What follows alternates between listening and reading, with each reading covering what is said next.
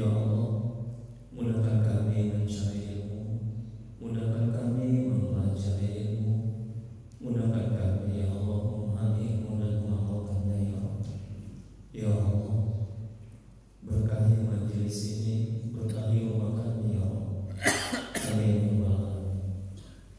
Mari kita mulai kajian manajemen qalbu, manajemen hati, kitab Al-Hikam karangan Syekh Imam Muhammad As-Sakandari. Semoga Allah merahmati dan meridhoinya dan mengamalkan kita. Adapun bahannya kita ikat Nabi Muhammad SAW kepada sahabat-sahabatnya, melihat kepada tabi'in, itu Syekh Muhammad Al-Jalani, untuk Syekh Imam Muhammad As-Sakandari, untuk guru-guru kita, orang-orang kita, dan muslimin dan muslimat pada umumnya. Al-Fatihah. A'udzu billahi minasy syaithanir rajim. Bismillahirrahmanirrahim. Alhamdulillahi rabbil alamin. Ar-Rahmanir Rahim. Maliki yaumiddin. Iyyaka na'budu wa iyyaka nasta'in. Ihdinas siratal mustaqim. Siratal ladzina an'amta 'alaihim ghairil maghdubi 'alaihim waladdallin. Amin. Ilaihi anta maqsudi wa ilaika matlubi ya Allah. Kalau yang kami tuju, keridhaan yang kami cari. Amin ya Allah. Bapak Ibu jemaah saudara yang dirahmati oleh Allah Subhanahu wa taala. Baik, kita lanjuti kajian manajemen qalbu, manajemen hati, kitab Al-Hikam, hikmah yang keempat ya. Ini sebelum kita masuk hikmah yang keempat, kita bahas sedikit hikmah yang ketiga ya. Nanti hikmah yang ketiga bagi yang belum mendapat materinya nanti bisa diambil ya setelah pengajian. Ini hikmah yang ketiga ya, yang lalu ya, langsung. Syekh Imam Muhammad As-Sakandari, semoga Allah merahmati dan meridhoinya. Beliau mengatakan dalam kitab Al-Hikam hikmah yang ketiga, ya, bagi yang belum dapat materinya diambil. Ini, ya, ambil materinya. Bagi yang belum dapat, ya.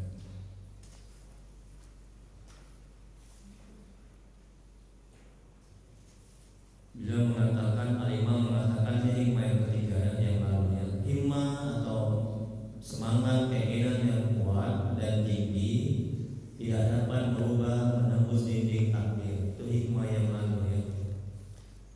Jadi Bapak Ibu, betapapun tingginya cita-cita kita, betapapun kuatnya keinginan kita, itu tidak akan bisa merubah takdir Allah. Nah, ini manajemen hatinya, manajemen qalbunya, agar kita tidak stres, sengsara, menderita ketika apa yang kita inginkan tidak terkabul.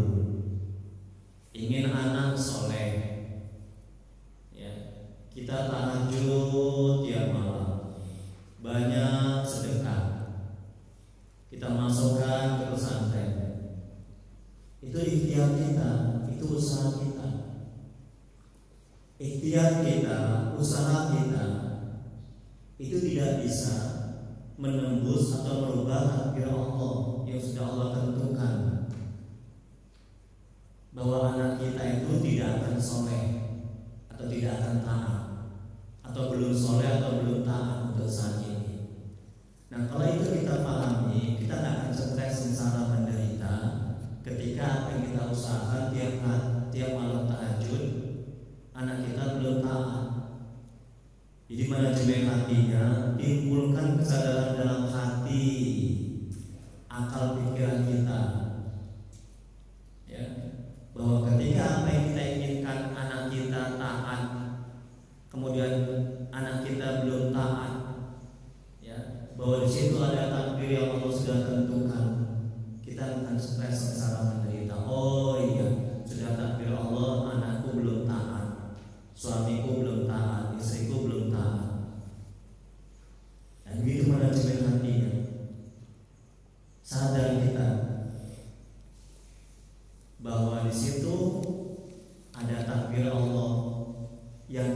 dirubah kecuali dengan doa. Itu pun kalau Allah kehendaki. Kalau Allah nggak kehendaki nggak akan bisa berubah. Makanya Al-Imam dalam hikmah yang ketiga yang lalu ini mengatakan himmah, semangat, keinginan yang kuat dan tinggi tidak dapat merubah, menembus dinding takdir Allah. Betapapun hebat usaha kita, betapapun kuatnya doa kita, betapapun banyaknya tahajud kita, ingat di situ ada takdir Allah, ketentuan Allah yang tidak bisa dirubah dengan usaha kita, sadar kita, sehingga kita bisa bersabar. Dan ketika apa yang kita usahakan terkabul, anak kita menjadi taat, itu bukan karena doa kita, bukan karena usaha kita, bukan karena tahajud kita, bukan karena amal ibadah kita. Itu merupakan semata-mata sudah ketentuan Allah, sudah takdir Allah. Sebelum alam ini ada, sebelum kita ada, Allah sudah mentakdirkan, Allah sudah menciptakan anak kita akan taat. Jadi kita tidak akan jumawa, tidak akan merasa hebat, merasa mulia. Oh itu karena tahajud aku, itu anakku taat, itu karena doaku, itu kita tidak akan melakukan demikian.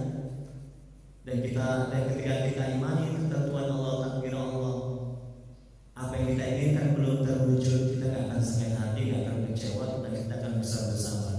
Dan begitu dia manajemen hatinya, manajemen kalbunya.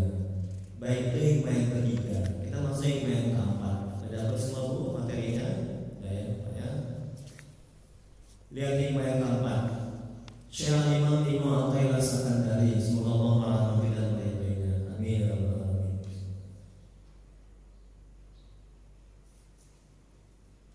Beliau mengatakan dalam kitab Al-Hikam, kalau hikmahnya yang keempat, apa kata Al-Imam? Tanamkanlah jiwamu dari takdir. Jadi takdir itu adalah mengatur dan mengurus perkara duniawi. Itu namanya takdir. Karena apa yang telah diatur dan diurus Allah, janganlah kamu turut mengatur dan mengurusnya. Kita lihat penjelasannya. Tanpa kita sadari, banyak hal yang telah Allah atur untuk diri kita.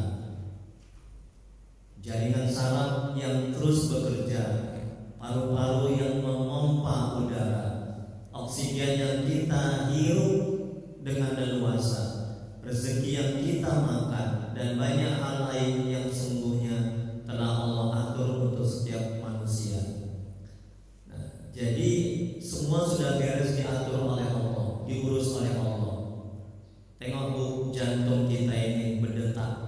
Ada nggak kita minta sama Allah untuk berdetak? Ada nggak kita usahakan jantung kita berdetak? Nggak ada. Allah buat jantung kita berdetak. Kemudian nafas keluar masuk, ya. Kemudian mata ini berkedip. Coba bayangkan kalau mata ibu nggak berkedip, kalau kita nggak bisa bernapas. Semua sudah diatur oleh Allah. Untuk itu, yang sudah diatur oleh Allah, jangan kita mengatur. Jangan kita sibuk dengan rezeki, tapi sibuklah dengan yang memberi rezeki, yaitu Allah. Jangan sibuk kita mengatur rezeki, tapi sibuklah bagaimana agar ibadah kita diterima. Sibuklah bagaimana supaya kita bisa dekat kepada Allah. Sibuklah bagaimana agar kita selamat dunia akhirat. Ini Al-Imam menasihati. Kemudian berikutnya, ulama menjelaskan 10 hal yang dapat mengatasi takdir. Yaitu mengatasi takdir, yaitu mengatur dan mengurus dengan menyadari bahwa yang pertama, Allah sudah mengatur urusanmu sebelum engkau ada. Lihat di kata Al-Imam. Ini bertanda kita tidak boleh mengatur, mengurus perkara duniawi. Tapi bukan berarti kita nggak kerja. Karena kerja juga itu perintah Allah, itu ibadah. Apa kata Allah dalam Al-Quran?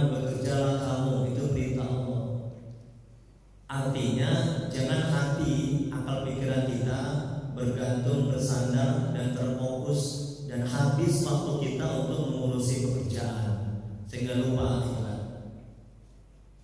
Jadi mengaturlah bagaimana kita bisa dekat kepada Allah, mengaturlah bagaimana kita bisa diterima amal ibadah kita, mengaturlah bagaimana untuk bekal kita mati, mengaturlah bagaimana agar semua kegiatan kita itu bernilai ibadah, mengaturlah bagaimana agar doa kita bisa diijabah oleh Allah, mengaturlah bagaimana agar hari ini lebih baik daripada hari kemarin. Itu mengatur yang terpuji, itu mengatur yang diharuskan.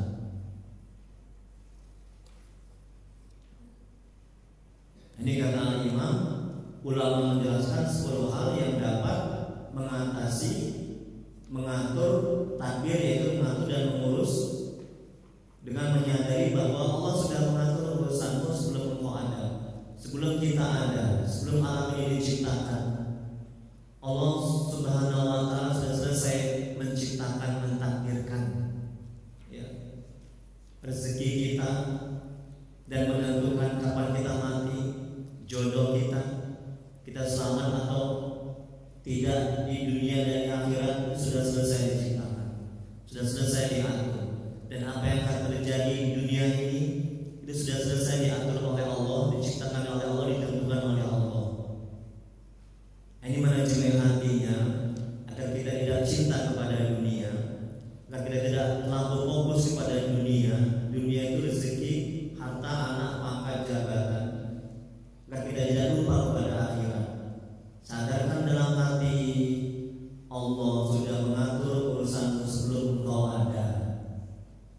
Itu setan menjauh, nafsu itu jinak tertekan ya, sehingga hati, akal, pikiran kita tidak kita habiskan untuk dunia semata-mata. Kemudian yang kedua, menyadari bahwa penyerahan diri kepada Allah, dia akan mencukupkan rezeki. Allah berfirman dalam Al-Quran surah At-Talaq ayat 3, barang siapa yang bertawakal, berserah diri kepada Allah, pasti Allah cukupkan kebutuhannya. Ini janji Allah. Bertawakal, berserah ya, Allah akan cukupkan. Kemudian yang ketiga, ketahuilah bahwa ketentuan qada dan qadar Allah itu tidak berjalan sesuai dengan takdirmu, yaitu mengatur dan mengurus. Bahkan kebanyakan hal yang terjadi pada dirimu sesuatu yang tidak pernah kau pikirkan dan rencanakan sebelumnya. Kemudian yang keempat, Allah yang menguasai segala kerajaan. Yang kelima, engkau adalah milik Allah. Yang keenam, engkau hanya bertamu kepada Allah, karena semua dunia ini adalah ibarat desanya Allah, desa dalam tanda kutip, dan engkau itu hanya beristirahat di dalamnya, sekedar bertamu kepada Allah. Adapun hak-hak tamu adalah tidak perlu ikut mengurus makanan apa yang tidak dimakan. Bahkan jangan berusaha untuk membuat hidangan sendiri, karena pemilik rumah pasti sudah mengatur hidangannya.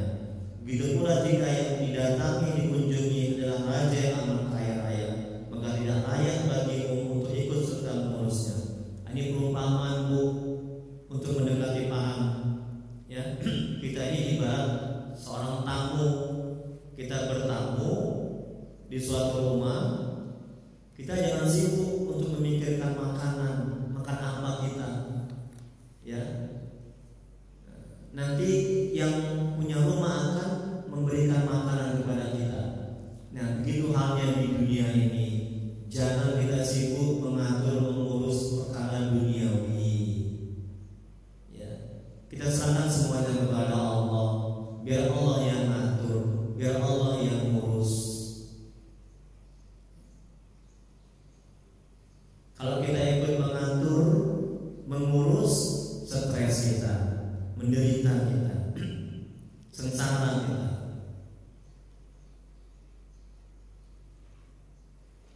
Kemudian berikutnya yang ketujuh, merenungkan firman Allah yang berbunyi, Allah tidak ada Tuhan melainkan Dia yang hidup kekal lagi terus-menerus mengurus makhluknya.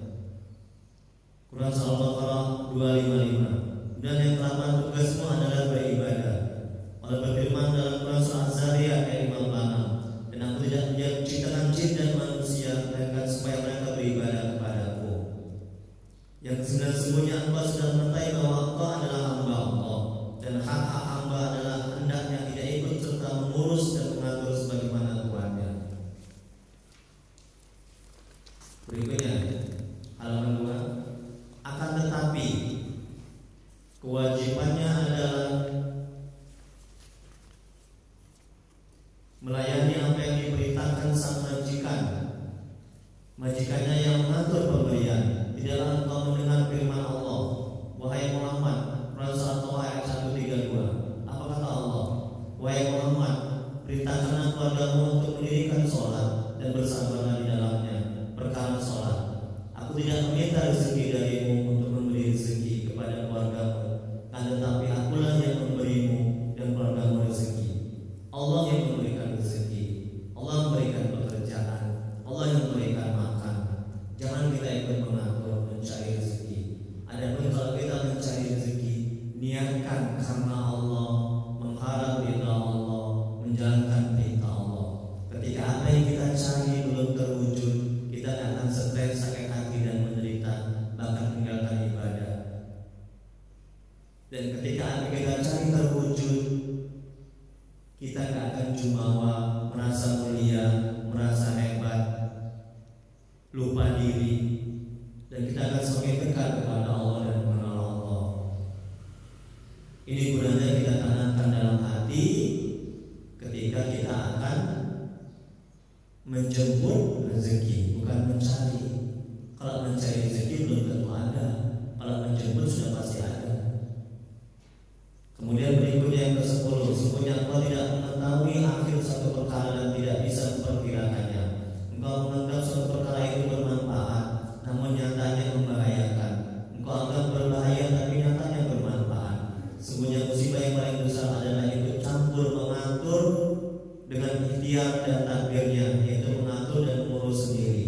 Musibah pada putra Nabi Nuh alaihissalam yang mati dalam keadaan durhaka adalah sebuah mengikuti takdirnya sendiri dan menjauh dari takdir Allah. Dan juga kesesatnya iblis itu sebab mengikuti takdirnya sendiri dan tidak mau menerima takdir Allah. Ini sebagai pelajaran. Anaknya Nabi Nuh, dia mengatur dirinya sendiri, ya, mengurus dirinya sendiri. Dia tidak mau mengikut Nabi Nuh. Akhirnya dia celaka. Iblis, dia mengatur, mengurus dirinya sendiri. Dia gak mau ikut perintah Allah. Akhirnya dia celaka. Nah kita, bagaimana kita? Masihkah kita mau mengatur, mengurus masalah duniawi kita sendiri? Bergantung bersandar kepada kemampuan kita, kehebatan kita, amal ibadah kita. Tidak bersandar, bergantung, berserah kepada Allah. Masih begitu? Kemudian berikutnya, firman Allah dalam surah Al-Baqarah ayat 216. Apa kata Allah? Boleh jadi kamu membenci sesuatu padahal dia amat baik bagimu, dan boleh jadi pula kamu menyukai sesuatu padahal dia amat buruk bagimu. Allah mengetahui sedang kamu tidak mengetahui. Tapi terkadang kita sok tahu, menganggap apa yang kita atur, apa yang kita urus itu terbaik buat kita. Menganggap apa yang kita rencanakan, apa yang kita cita-citakan, itulah yang paling bagus. Padahal itu terburuk menurut Allah. Kita sok tahu, kita nggak tahu tapi sok tahu, kita bodoh tapi sok pintar. Itulah setan, itulah nafsu. Ya. Jadi kebaikan itu ada pada apa yang kita benci. Apa yang kita benci, yang nggak suka, sakit. Kita nggak suka sakit, tapi di situ banyak kebaikan. Berapa banyak orang yang ditimpa penyakit, dia menjadi taat kepada Allah, menjadi dekat kepada Allah. Anak belum taat, kita nggak suka. Berapa banyak orang yang anaknya tidak taat, orang tua yang menjadi ahli surga. Jadi dekat kepada Allah, menjadi bagus doanya. Jadi semua ketentuan Allah gak ada yang buruk, semuanya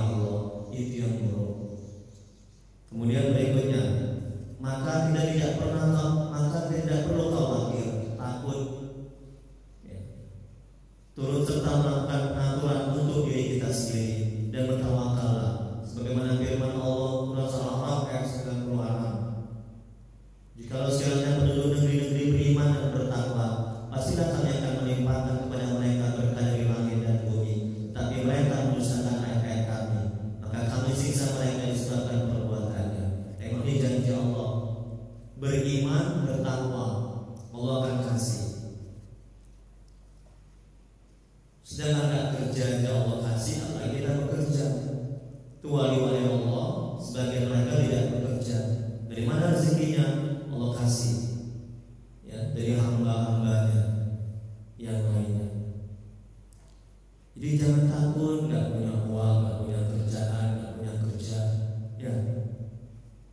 Yang takut kalau kita ditinggalkan Allah, yang takut kalau kita nggak punya Allah, yang takut kalau kita nggak ditolong oleh Allah, yang takut kalau kita semuanya jauh dari Allah.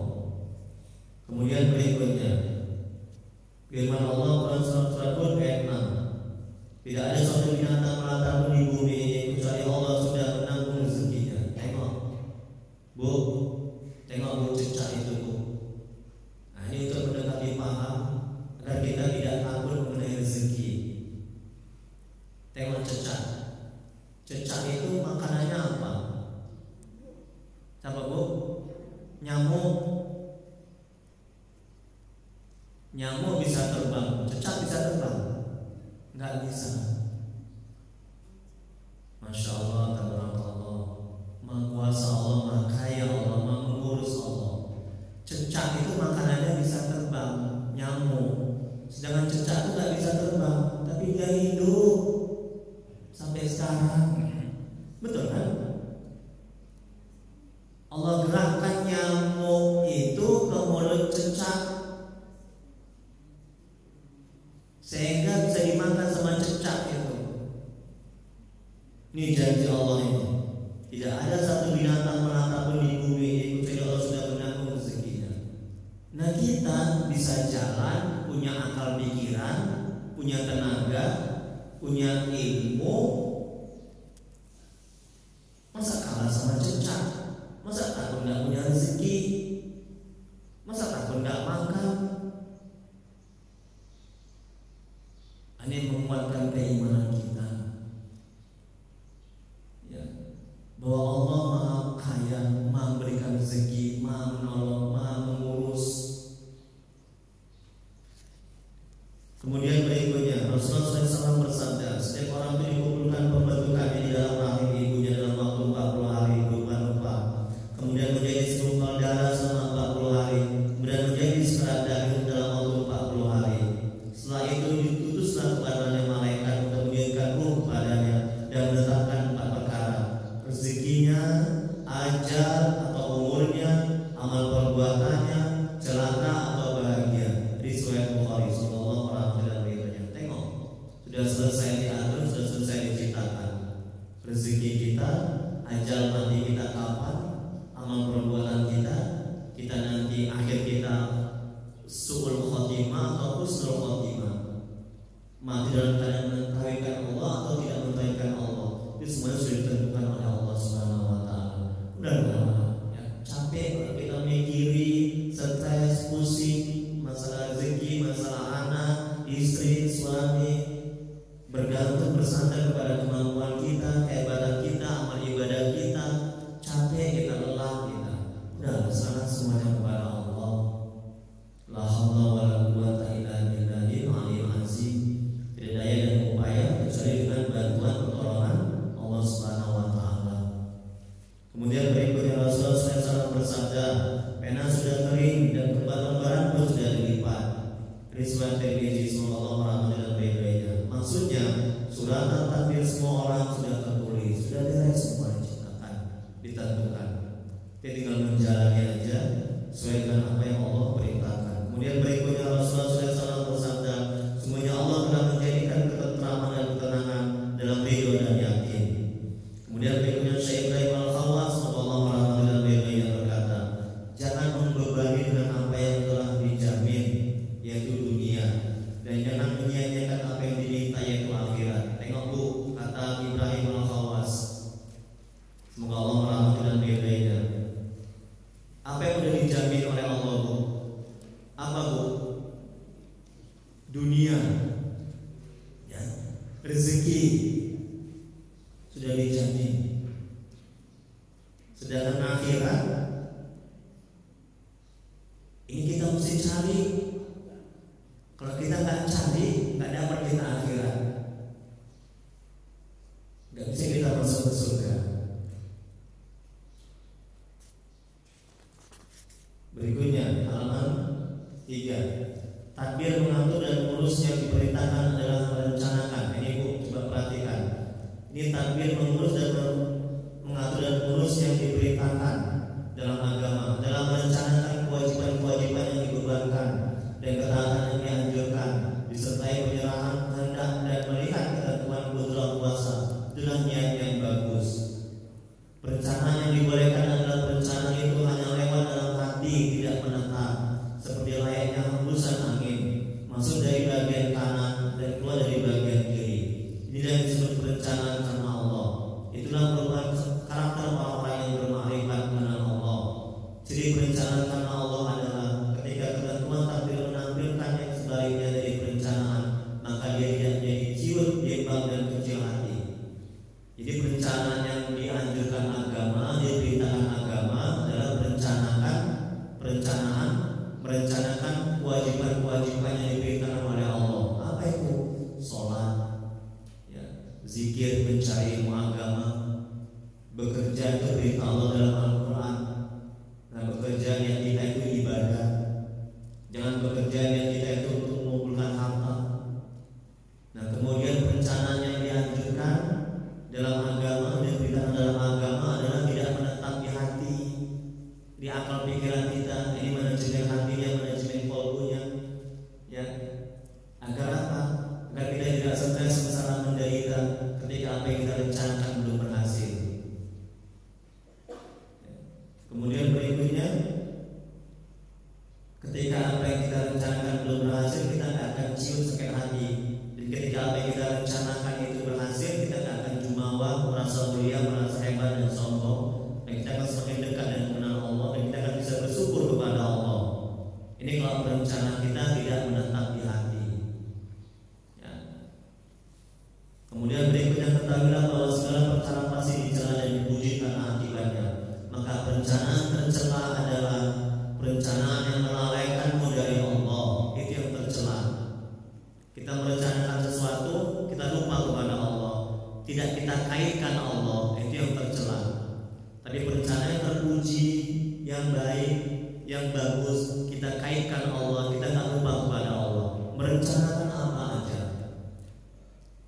Misalnya merencanakan membuat proyek atau membantu orang, kita kaitkan Allah. Ya Allah, aku merencanakan ini karena Engkau ya Allah, mengharap ridhamu ya Allah, menjalankan perintahmu ya Allah. Dan kita bergantung bersandar kepada Allah, pada rahmatnya, pada karunia-Nya, tidak bergantung bersandar kepada perencanaan kita. Sehingga apa yang kita rencanakan tidak perlu berhasil, kita tidak akan kecewa, sakit hati.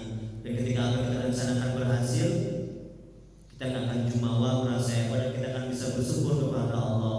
Karena semata-mata berhasilnya perencanaan kita itu merupakan karunia Allah, rahmat Allah, bukan karena usaha kita atau ikhtiar kita atau doa kita. Kemudian berikutnya, mengabaikan dari melayani Allah. Ketahuilah bahwa segala perkara pasti dicela dan dipuji karena akibatnya.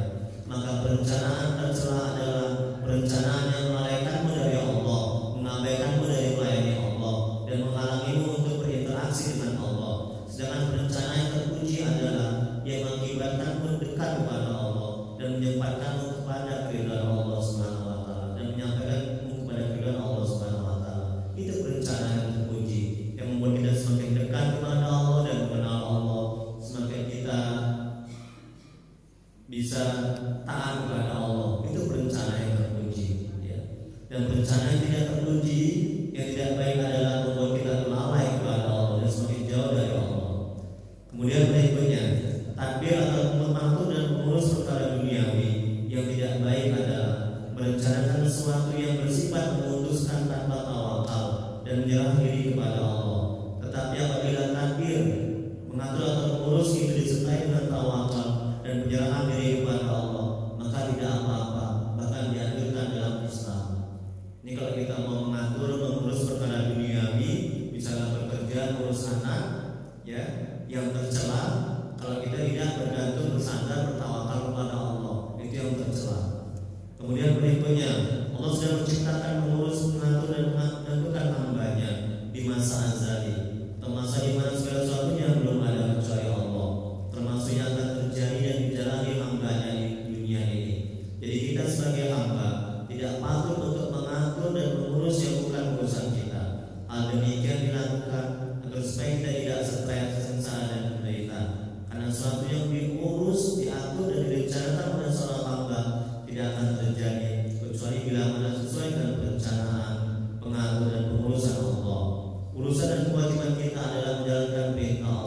dan meninggalkan larangan Allah. Kemudian berikutnya beberapa perencanaan yang tercela. Nah, ini Bu, coba lihat Bu, beberapa perencanaan yang tercela. Yang pertama, perencanaan yang membuat kita terhijab dan jauh dari Allah, itu tercela. Yang kedua, perencanaan sesuatu yang baik tentang agama atau dunia dengan memastikan, itu tercela, nggak baik. Yang ketiga, perencanaan yang masih mengatakan insya Allah masih kurang baik. Yang keempat, perencanaan yang menyia-nyiakan kewajiban, itu kurang baik. Yang kelima, perencanaan dunia untuk dunia, itu tidak baik. Yang keenam, perencanaan dengan sesuatu yang halal dan untuk bersenang-senang dengannya serta lupa kepada Allah, itu tidak baik. Yang ketujuh, perencanaan untuk maksiat, beribadah agar dipuji, itu tidak baik. Kemudian pemberian Allah yang paling baik dari seluruh anggota tubuh adalah akal. Menggunakan nikmat akal untuk merencanakan yang tercela adalah kufur dengan nikmat akal, tidak bersyukur dengan nikmatnya akal. Kita diberikan akal Bu, untuk apa Bu? Kita diberikan akal oleh Allah untuk mengenal Allah, untuk dekat kepada Allah. Kita rencanakan akal kita, hati kita, akal pikiran kita, itu manajemen hatinya. Bagaimana supaya kita dekat kepada Allah? Kalau kita merencanakan akal kita, hati kita untuk bermaksiat kepada Allah, ini tandanya kufur atas nikmat akal. Ini berencana yang tercela. Merencanakan akal kita, hati kita untuk bermaksiat kepada Allah. Nauzubillah. Berikutnya Bu, halaman 4. Terakhir ya Bu. Ya. Firman Allah surah Ibrahim ayat 7. Sungguhnya jika kamu bersyukur, ini dia. Bismillahirrahmanirrahim. Ayat syakartum ma'azidannakum wa in kafartum inna azabi lasadid, kata Allah. Surah Ibrahim ayat 7. Sungguhnya jika kamu bersyukur, pasti kami akan menambah nikmat kepadamu. Dan jika kamu mengingkari nikmatku, kata Allah, maka sesungguhnya azabku akan pedih. Kalau kita dikasih akal, pikiran, dikasih hati, kita gunakan akal pikiran kita untuk bermaksiat, kita gunakan akal pikiran kita, merencanakan akal pikiran kita gunakan untuk maksiat kepada Allah, kan azab Allah akan pedih. Akan dicabut nikmat akal itu dari diri kita oleh Allah. Hati-hati, karena boleh jadi banyak orang-orang gila di luar sana, ya, itu boleh jadi akibat Allah cabut nikmat akal, sehingga akalnya tidak bisa, akal dan hati pikirannya tidak bisa untuk dekat dan mengenal Allah. Jadi gunakanlah akal kita sesuai dengan yang memberi akal, ya. Kemudian berikutnya, Allah akan mengurangi kualitas akal. Nih, kalau kita nggak bersyukur, bila sudah demikian, semakin jauh dari surga dan semakin dekat dengan neraka, dan tidak ada rasa takut dan segan untuk buat maksiat dan dosa. Kemudian berikutnya Bu, ini beberapa perencanaan yang terpuji. Yang pertama, perencanaan yang mengatakan insya Allah dengan daya dan upaya Allah, itu terpuji. Yang kedua, perencanaan yang mendekatkan kita kepada Allah, menunaikan kewajiban, menyerahkan kehendak kepada Allah, berpegang dengan daya dan upaya Allah, itu terpuji. Yang ketiga, perencanaan untuk mengatur dan melepaskan tanggung jawab daripada hak makhluk, ada kalanya melunasi atau minta halal, itu terpuji. Yang keempat, perencanaan untuk mengatur dan melumpuhkan hawa nafsu dan setan, itu terpuji. Yang kelima, perencanaan untuk menghasilkan dunia untuk akhirat, itu terpuji. Yang keenam, perencanaan dan mengatur untuk jihad, itu terpuji. Yang ketujuh, perencanaan untuk menghasilkan dunia yang halal, untuk bersenang-senang dengannya dan mensyukurinya, serta mengatakan insya Allah jika dikehendaki Allah dengan daya dan upaya Allah. Jadi tidak hanya insya Allah, tapi ditambah lagi jika dikehendaki Allah dengan daya dan upaya Allah. Nah, itu yang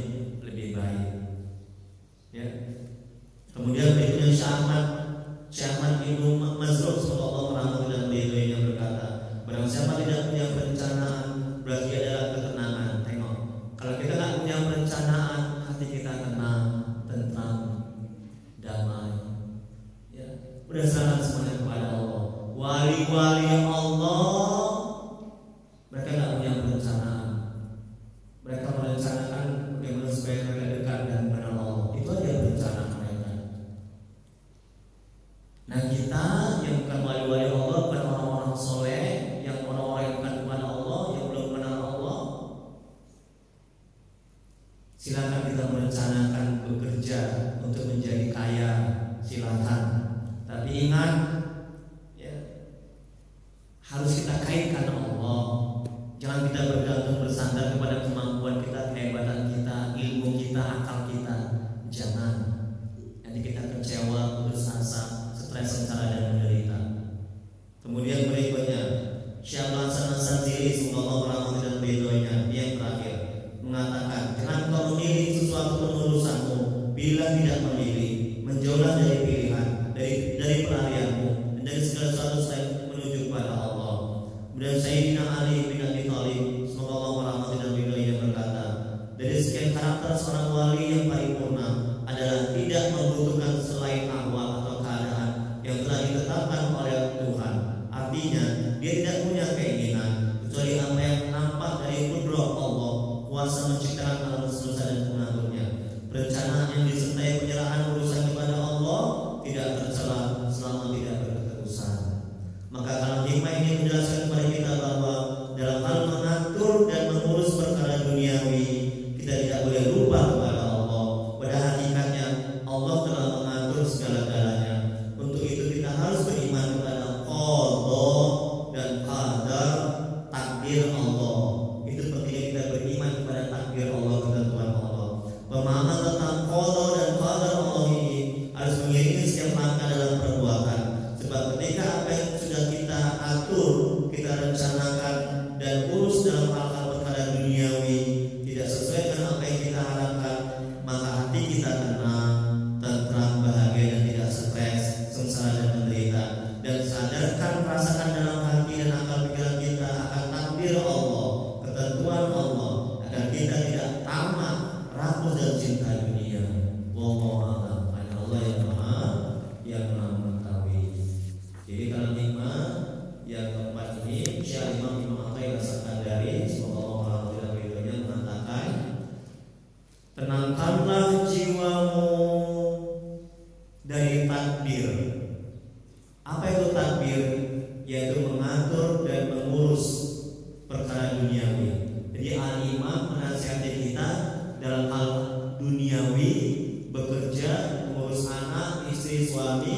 Kita tidak boleh terlalu fokus, kita tidak boleh tamak, kita nggak boleh rakus, nggak boleh bergantung bersandar kepada kemampuan kita, kehebatan kita.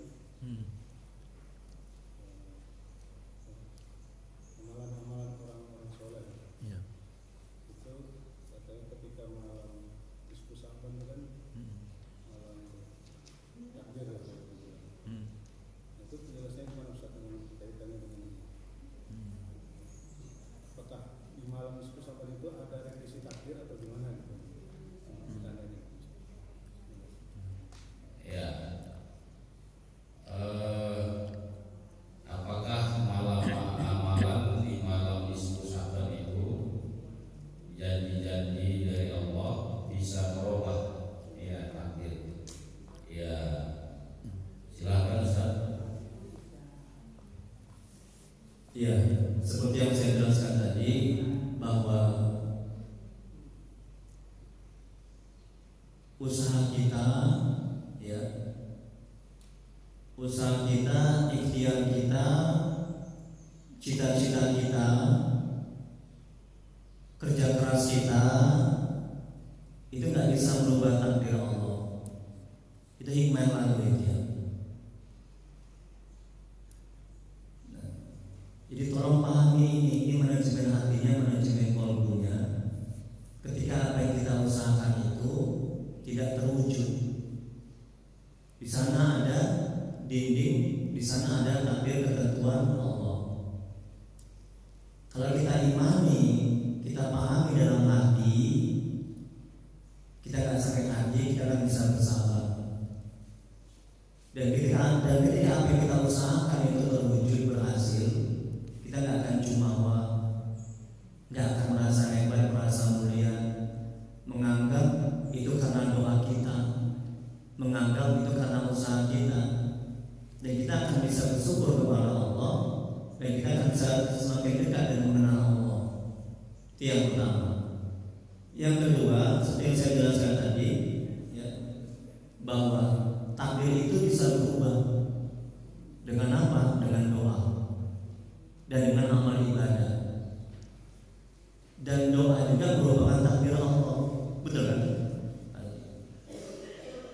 Kita berdoa juga merupakan ketentuan Allah. Jadi sebelum alam ini ada, sebelum kita diciptakan, hanya ada Allah Tunggal satu. Itu Allah sudah menentukan tanggal sekian, bulan sekian, detik sekian, ya, jam sekian, kita akan berdoa. Di malam nisfu Sya'ban, tanggal sekian, bulan sekian, jam sekian, kita berdoa dan doa kita akan dikabulkan. Itu sudah selesai diciptakan, ditentukan.